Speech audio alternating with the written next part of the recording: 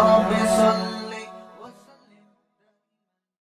بسم اللہ الرحمن الرحیم. آج انشاءاللہ میں سورہ یوسف کا رکوع نمبر 5 اور 15 شروع کروں گا، لیکن اس سے پہلے سورہ یوسف کا رکوع نمبر 4 اور 12ویں پارے کا رکوع نمبر 14، اس کے چند علمی نکات تھے، وہ رہ گئے تھے 2-3، وہ میں انشاءاللہ بیان کر کے پھر آگے رکوع نمبر 5 شروع کرتا ہوں. بسم اللہ الرحمن الرحیم. وقال نسوة فی المدینۃ امرأۃ العزیز تراود فتاها عن نفسہ.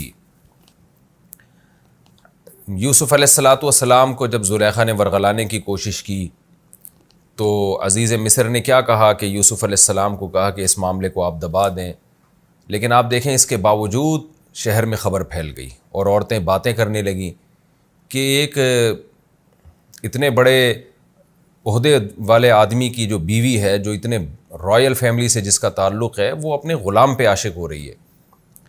تو اس سے ہمیں یہ پتہ چلتا ہے کہ منفی بات جو ہے یہ بہت اسپیڈ کے ساتھ پھیلتی ہے.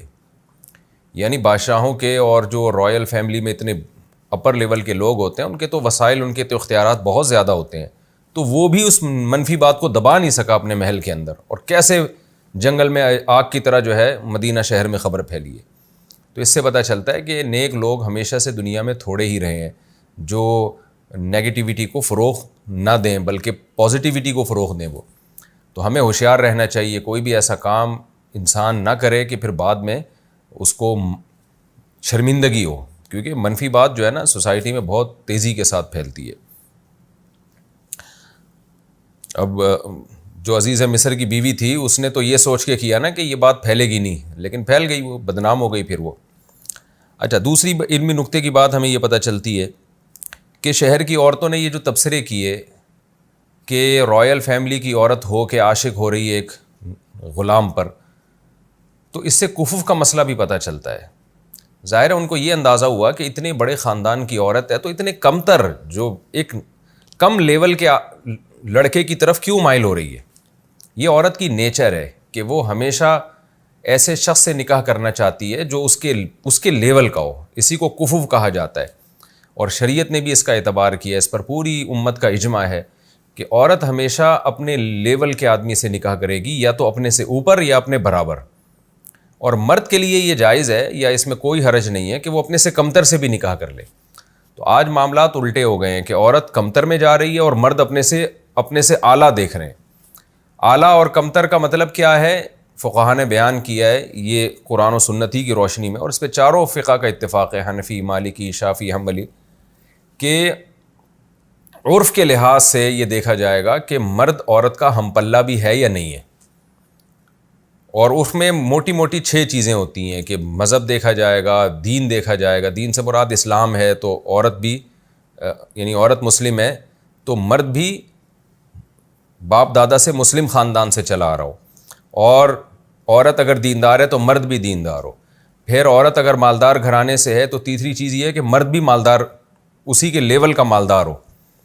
اور چوتھی چیز جو ہے نسب ہے، خاندان ہے. اور اس طرح اور بھی بہت ساری چیزیں ہیں. یعنی یہ وہ 6 چیزیں تو وہ ہیں جو بالکل موٹی موٹی ہیں. اس کے علاوہ یہ بھی ہے کہ کوئی بہت ذہین لڑکی ہے تو کوئی بالکل ہی پرلے درجے کا احمق لڑکا اس کا ہم پلہ اور کفو نہیں ہو سکتا. کوئی بہت زیادہ ایجوکیٹڈ ہے یا کسی اچھے پیشے سے اس کے باپ کا تعلق ہے جس کو ایک اپر لیول کا پیشہ سمجھا جاتا ہے، اور لڑکا جو ہے کسی ایسے پیشے سے اس کا تعلق ہے جو ایک لو سمجھا جاتا ہے، تو یہ بھی کفو نہیں ہے.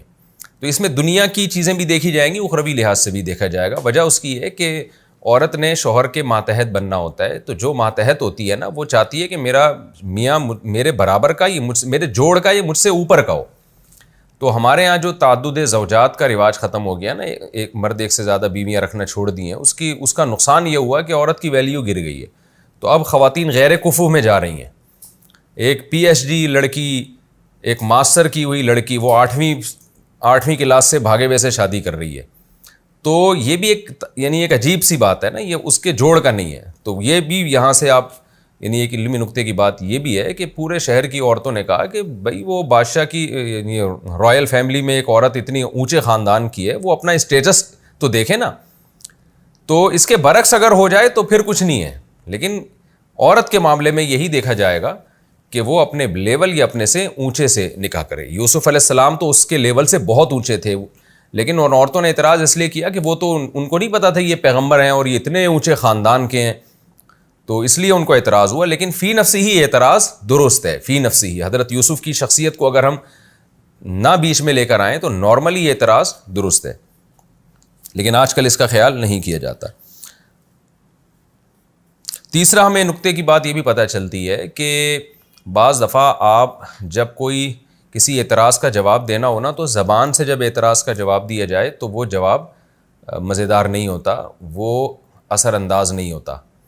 لیکن جب کوئی عمل کرا کے آپ کسی کو کسی بات کا جواب دیتے ہیں تو وہ زیادہ مؤثر ہوتا ہے. جیسے زلیخا نے یہ نہیں کیا کہ ان عورتوں کو جا کے جواب دینا شروع کر دیا کہ وہ بہت خوبصورت ہیں یوسف علیہ السلام، وہ بڑے اٹریکٹیو ہیں، نہ پورا ایک ماحول ارینج کیا اور پھر یوسف علیہ السلام کو سامنے لے کر آئی.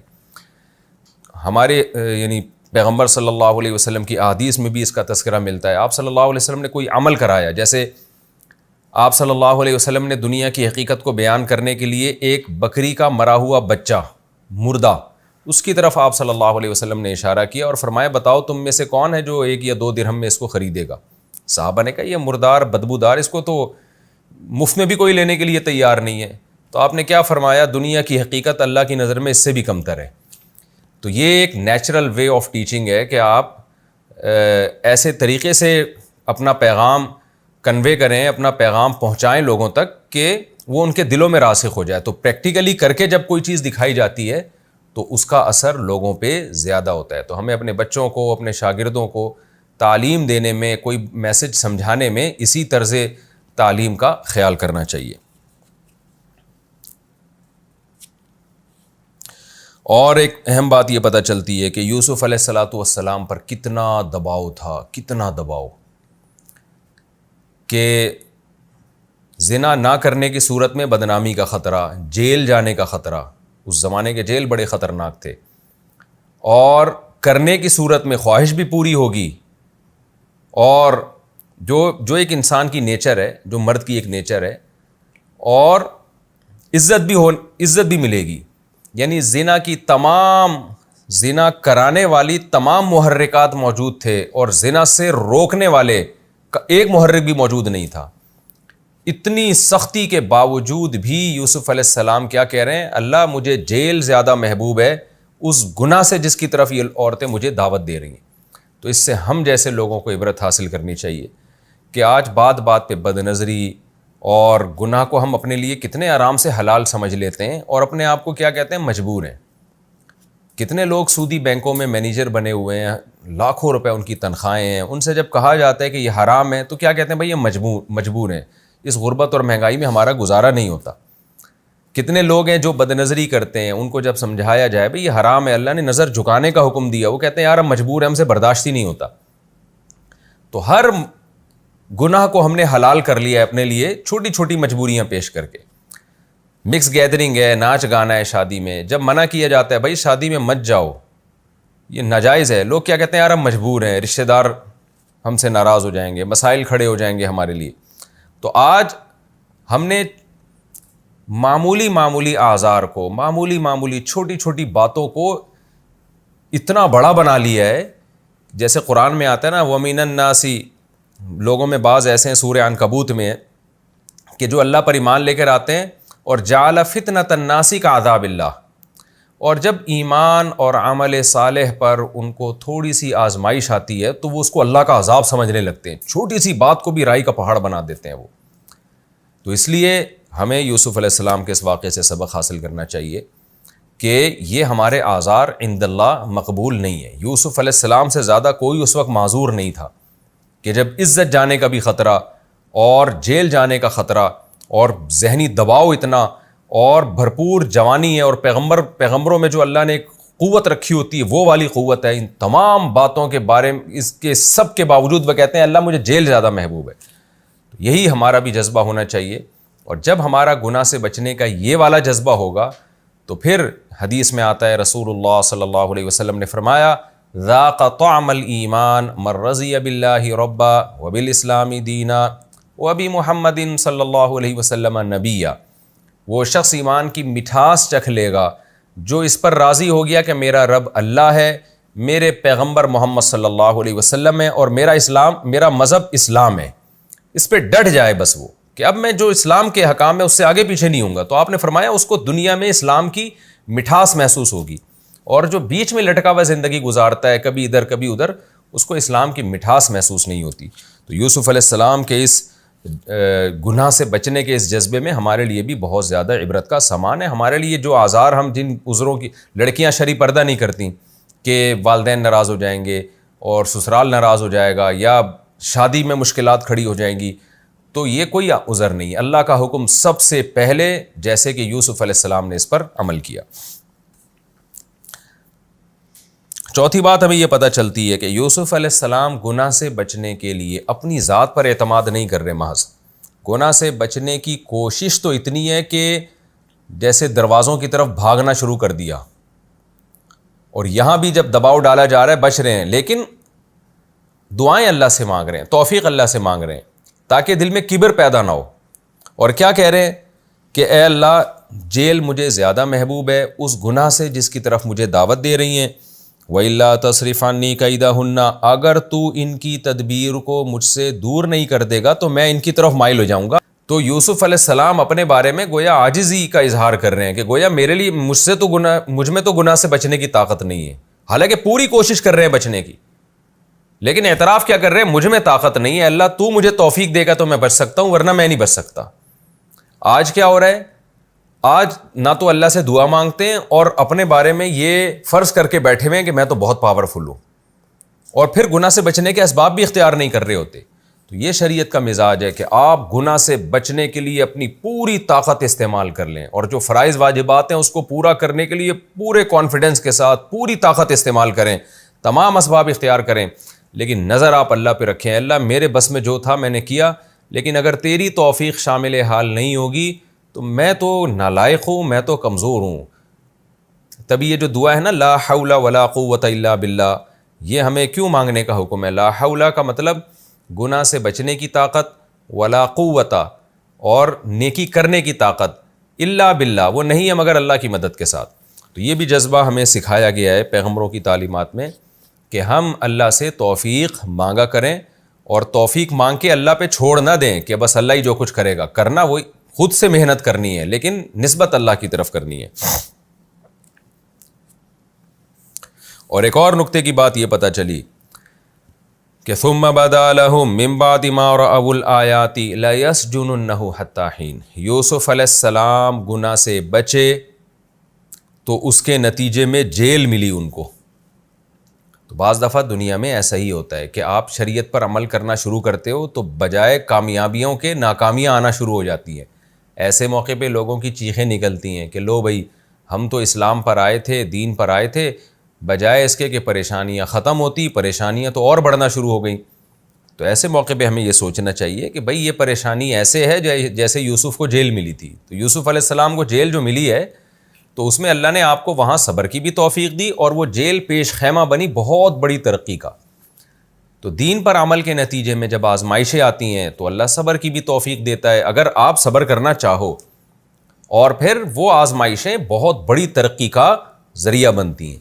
اگر ایسا ہونا شروع ہو جائے نا کہ ادھر دین پر عمل کیا ادھر پیسے آنا شروع ہو جائیں، عزت اور شہرت ملنا شروع ہو جائے، پھر تو ہر آدمی چلنا شروع کر دے۔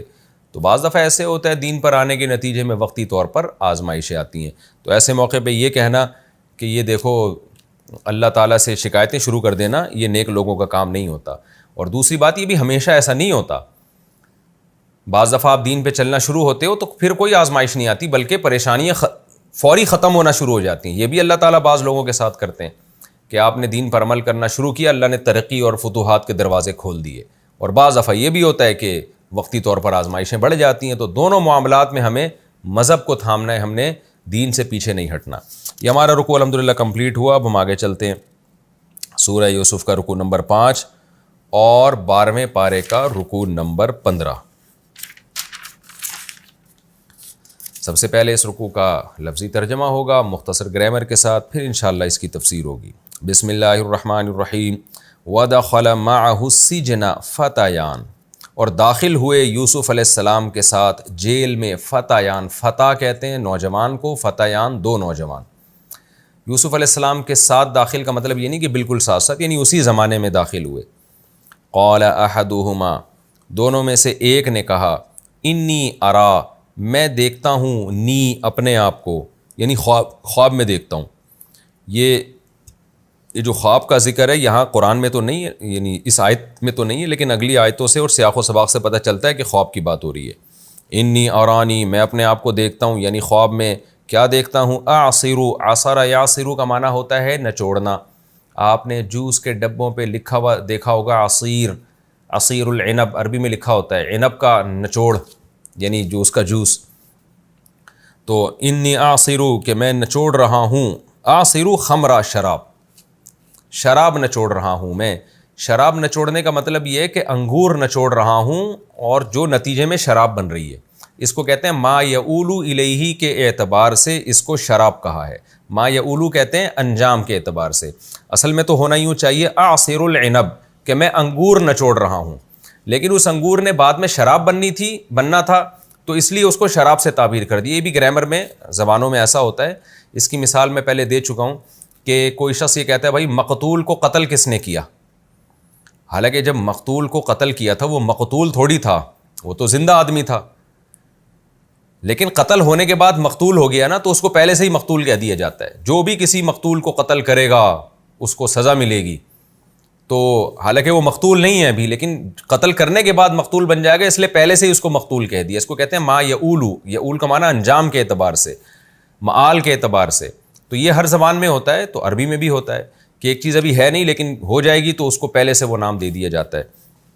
انی ارانی، بے شک میں دیکھ رہا ہوں اپنے آپ کو، اعصر خمرہ کہ میں شراب نچوڑ رہا ہوں، یعنی انگور نچوڑ رہا ہوں جو بعد میں شراب بنے گی.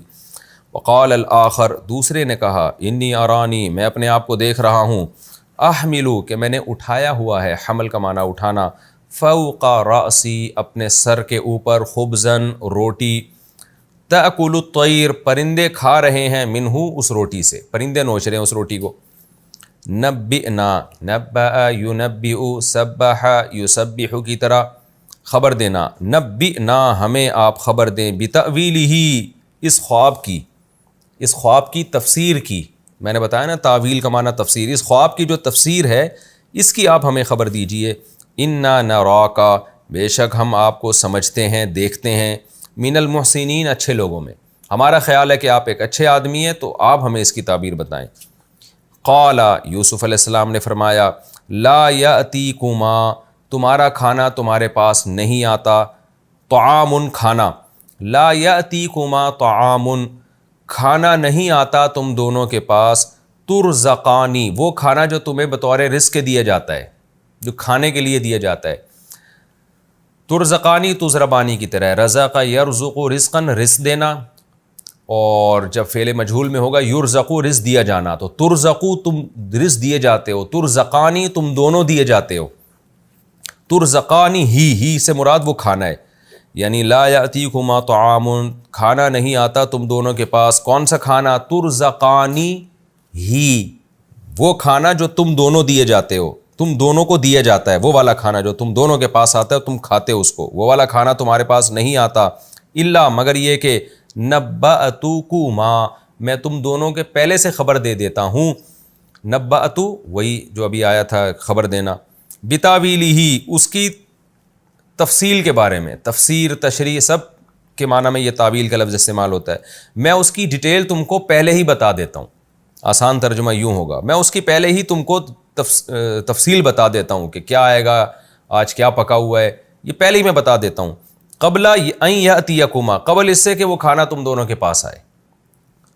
ذالکما، کما کا مطلب تم دونوں سے بات کر رہا ہوں. ذالکما یہ جو بات ہے کہ میں کھانے کے آنے سے پہلے تمہیں بتا دیتا ہوں کہ کیا آئے گا کھانا.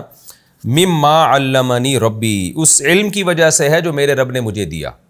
مما اصل میں تھا من ما، اس علم کی وجہ سے ہے جو میرے رب نے مجھے دیا. انی ترکتو، بے شک میں نے چھوڑے رکھا ہے، ملت قوم، ایسی قوم کی ملت کو. ایسی قوم کی ملت سے مراد یہاں قوم کے جو رسم و روایات ہیں، جو مذہب ہے اس کو چھوڑ رکھا ہے میں نے.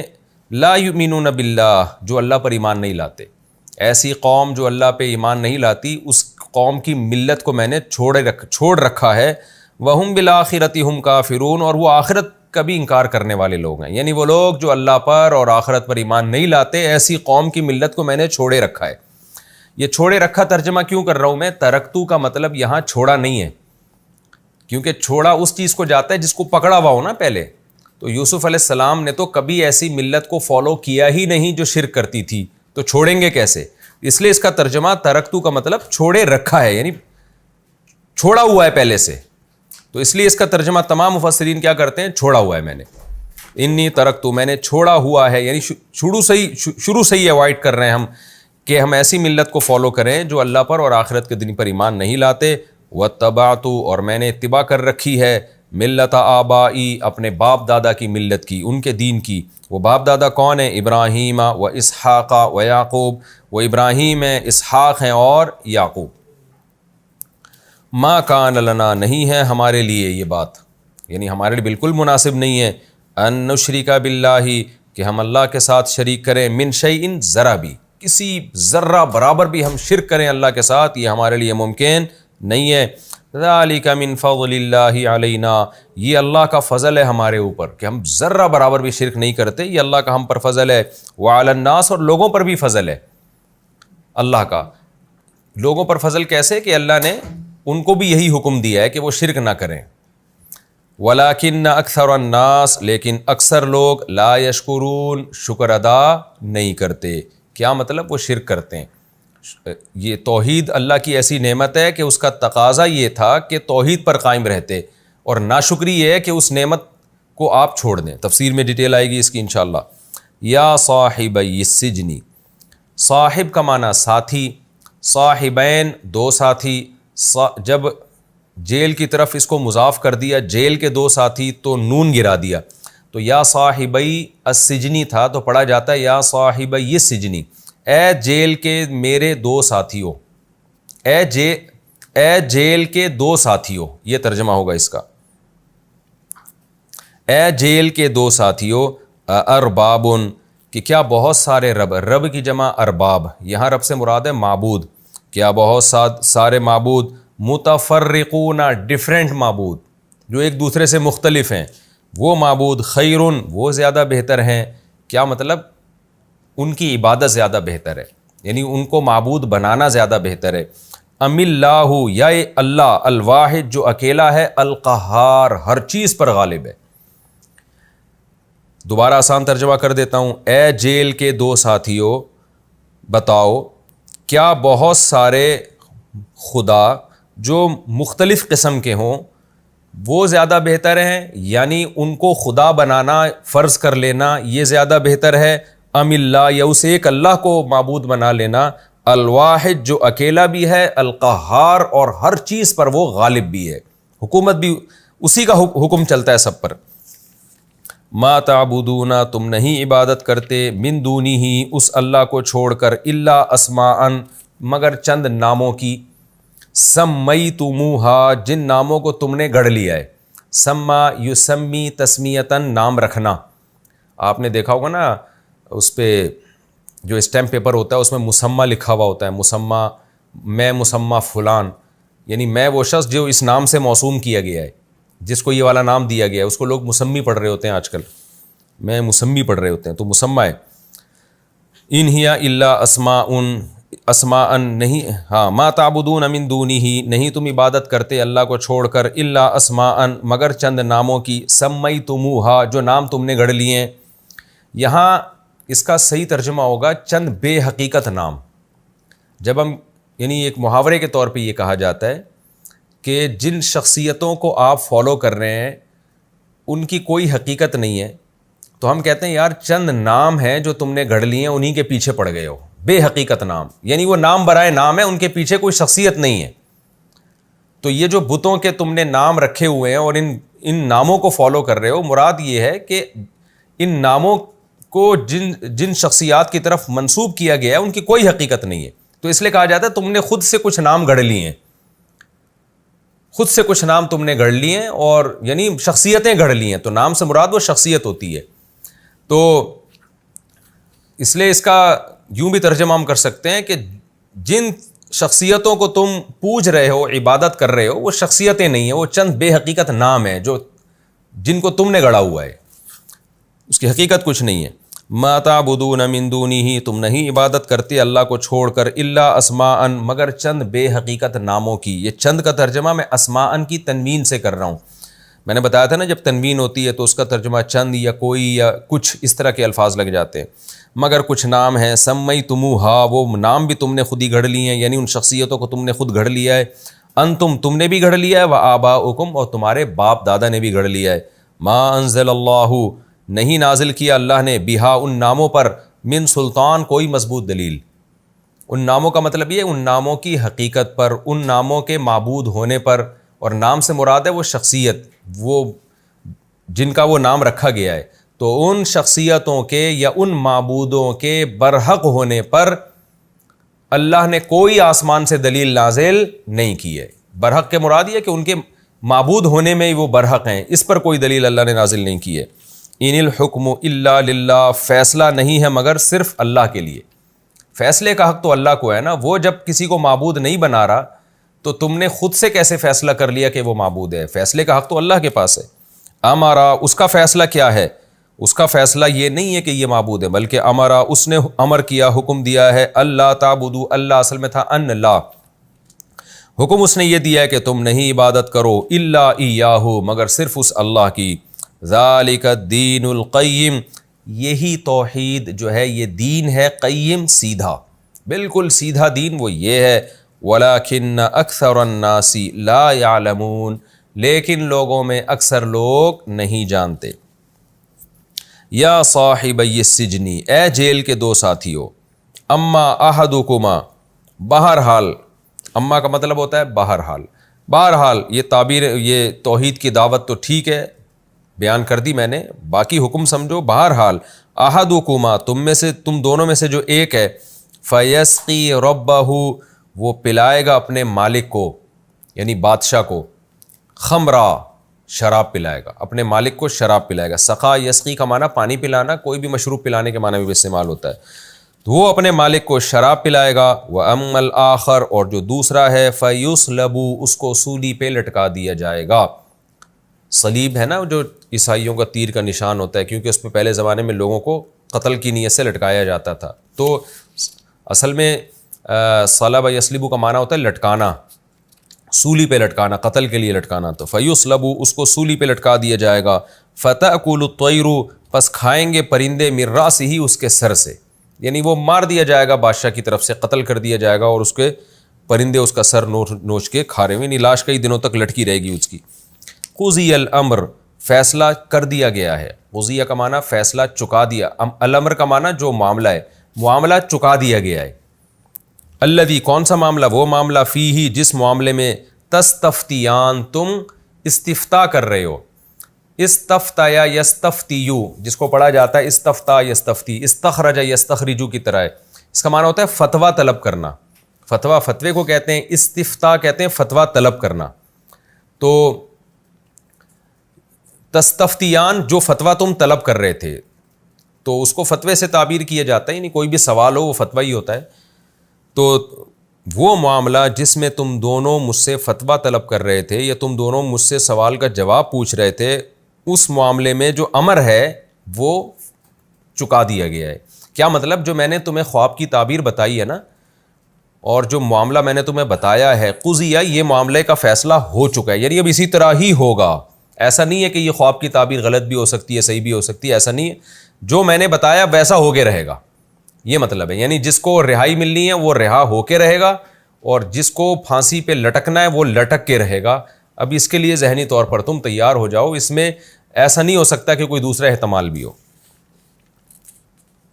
وقال للذی، اور یوسف علیہ السلام نے کہا اس شخص سے، ظن، جس کے بارے میں یوسف علیہ السلام کو خیال تھا، انہو ناجن، کہ وہ نجات پانے والا ہے۔ ناجی اصل میں تھا ناجیون، ضاربن کی طرح، نجات سے نکلا ہے۔ حضرت یوسف کا جس کے بارے میں خیال تھا کہ وہ نجات پا جائے گا، منہما، ان دونوں میں سے۔ دیکھو یہاں ظنہ یقین کے معنی میں ہے، ظن کا معنی ہوتا ہے خیال، تو خیال کبھی غالب گمان بھی ہو سکتا ہے، کبھی وہم بھی ہو سکتا ہے، کبھی 100% یقین بھی ہو سکتا ہے، ان سب معنوں میں اردو میں، عربی میں ظن کا لفظ استعمال ہوتا ہے۔ وقال للذی، اور یوسف علیہ السلام نے اس شخص سے کہا، ظن، جس کے بارے میں یوسف علیہ السلام کا خیال تھا، انہ ناجن، کہ وہ نجات پانے والا ہے، منہما، ان دونوں میں سے، ان دونوں قیدیوں میں سے جس کو نجات ملے گی، اس سے یوسف علیہ السلام نے کہا، اذکرنی، یاد کرنا تو مجھے، عند ربک، اپنے مالک کے سامنے، یعنی بادشاہ کے سامنے ذرا میرا تذکرہ کر دینا۔ یہی تذکرہ کہ ایک بندہ جیل میں بہت طویل عرصے سے پڑا ہوا ہے، اس کی رہائی کی کوئی صورت اختیار کی جائے۔ فَأَنْسَاهُ، تو شیطان نے بھلا دیا اس کو، شیطان نے بھلا دیا اس قیدی کو، ذکر ربہ، اپنے رب، اپنے مالک کے سامنے تذکرے سے، یعنی شیطان نے اس نالائق کو بھلا دیا کہ وہ اپنے مالک کے سامنے تذکرہ کرے یوسف علیہ السلام کا، ذکر ربہ یوسفا، یوں مطلب بنے گا کہ اپنے مالک کے سامنے یوسف کے ذکر کو بھلا دیا۔ فَلَبِثَ فِي السِّجْنِ، پس ٹھہرے یوسف علیہ السلام جیل میں، بضع سنین، سنین سالوں کو کہتے ہیں، اور بضع کا معنی چند، چند کا جو لفظ ہے نا عربی میں، بضع کا جو لفظ ہے وہ 3 سے لے کے 10 سال تک کا، اس پر 10 تک کا پر اطلاق ہوتا ہے، تو 3 سے لے کے 10 سال، یعنی چند سال مزید یوسف علیہ السلام جیل میں رہے۔ وہ چند کتنے تھے اس کا یہاں تذکرہ نہیں ہے۔ یہ ہمارا لفظی ترجمہ مختصر گرامر کے ساتھ کمپلیٹ ہوا، اب ہم اس کی تفسیر کی طرف چلتے ہیں۔ وَدَخَلَ مَعَهُ السِّجْنَ فَتَيَانِ، یوسف علیہ السلام کے بارے میں پچھلے رکوع میں ہم نے پڑھا کہ جیل میں جانے کا جو عزیز مصر تھا اس نے فیصلہ کیا کہ بھئی یوسف علیہ السلام کو جیل میں ڈال دیا جائے، کیونکہ ہماری بدنامی ہو رہی ہے، لوگ باتیں بنا رہے ہیں کہ ایک شخص اگر بے گناہ ہے تو اس کو اسی طرح پروٹوکول کے ساتھ کیوں رکھا ہوا ہے، اس کو سزا کیوں نہیں دیتے۔ اور زلیخا کا مقصد دباؤ ڈالنا بھی تھا، لیکن یوسف علیہ السلام کسی دباؤ میں نہیں آئے، اور بالآخر آپ کو جیل کے حوالے کر دیا گیا۔ جیل میں آپ کے ساتھ 2 نوجوان اور بھی آئے، آپ کے ساتھ کا مطلب یہ نہیں کہ فوراً ساتھ ساتھ، مطلب اسی زمانے میں 2 نوجوان اور بھی جیل میں داخل ہوئے۔ قال احدہما انی ارانی اعصر خمرا، دونوں غیر مسلم تھے، تو ان میں سے ایک کو خواب، دونوں کو خواب آیا، تو خواب ان کو لگا کہ اس کی کوئی تعبیر ہوگی، تو انہوں نے آ کے یوسف علیہ السلام سے کہا، ایک نے کہا کہ میں نے خواب میں دیکھا ہے کہ میں شراب نچوڑ رہا ہوں، اور دوسرے نے کہا کہ میں نے خواب میں دیکھا ہے کہ میں نے اپنے سر پہ روٹی رکھی ہوئی ہے جس سے پرندے کھا رہے ہیں، اس روٹی کے چگ کے جا رہے ہیں۔ تو یہ دونوں چونکہ بادشاہ کے دربار میں تھے اور دونوں کو سزا ملی تھی جیل کی، اور کہا جاتا ہے، بہت سارے مفسرین نے یہ بات ذکر کی ہے، بعض روایات بھی اس پر شاہد ہیں، کہ دونوں کو پر کیس یہ تھا کہ ان دونوں نے بادشاہ کو زہر ملا کے قتل کرنے کی کوشش کی ہے، واللہ عالم۔ بہرحال ظاہر ہے کوئی کیس تھا، بادشاہ کے خاص قریبی لوگ تھے یہ، ایک بادشاہ کو شراب پلاتا تھا، ایک بادشاہ کے لیے روٹی پکایا کرتا تھا، تو ظاہر ہے اتنے قریبی لوگوں کو جب سزا ہوتی ہے، اور پھر کیس چل رہا تھا ان دونوں کے اوپر کہ کس کو رہائی ملے گی اور کس کو سزا ملے گی، یا دونوں کو لٹکایا جائے گا یا دونوں کو رہا کیا جائے گا، یہ کیس چل رہا تھا۔ اسی دوران ان دونوں کو خواب آیا، ایک نے کہا میں شراب نچوڑ رہا ہوں، اور دوسرے نے کہا میرے سر پہ روٹی رکھی ہوئی اور پرندے اس روٹی کو نوچ کے اس میں سے روٹی کو کھا رہے ہیں۔ نبینا بتاویلہ، ان دونوں کو خیال آیا کہ اس خواب کی کوئی تعبیر ہوگی، اور یہ یوسف علیہ السلام کے پاس آئے اور کہنے لگے آپ ہمیں اس کی تعبیر بتائیں، انا نراک من المحسنین، ہم سمجھتے ہیں کہ آپ اچھے لوگوں میں سے ہیں، انا نراک من المحسنین، ہم آپ کو نیک سمجھتے ہیں۔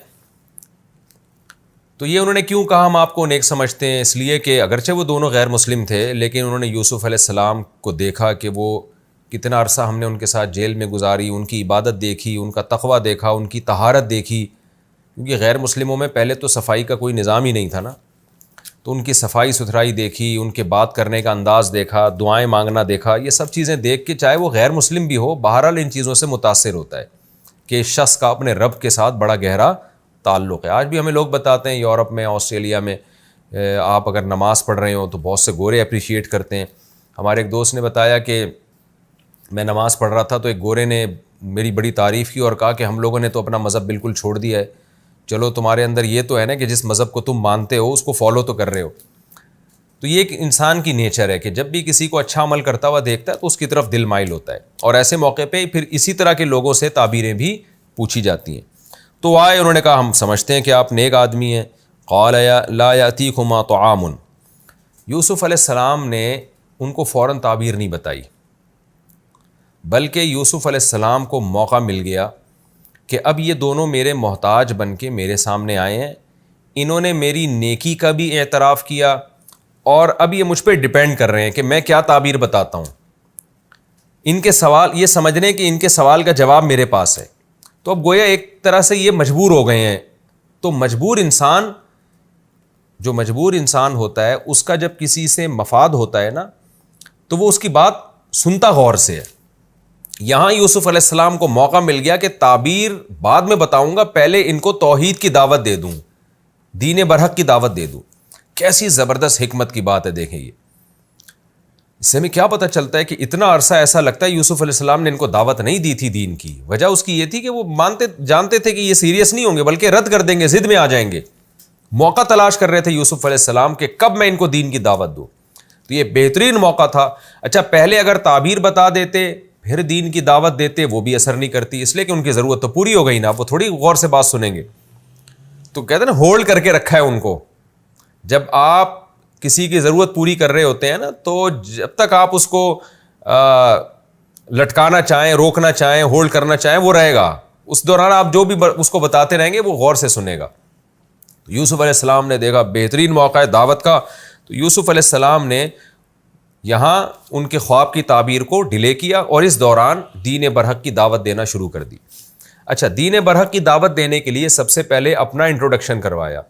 بعض دفعہ انسان اپنا تعارف اس لیے کرواتا ہے کہ تاکہ سننے والا بات کو غور سے سنے.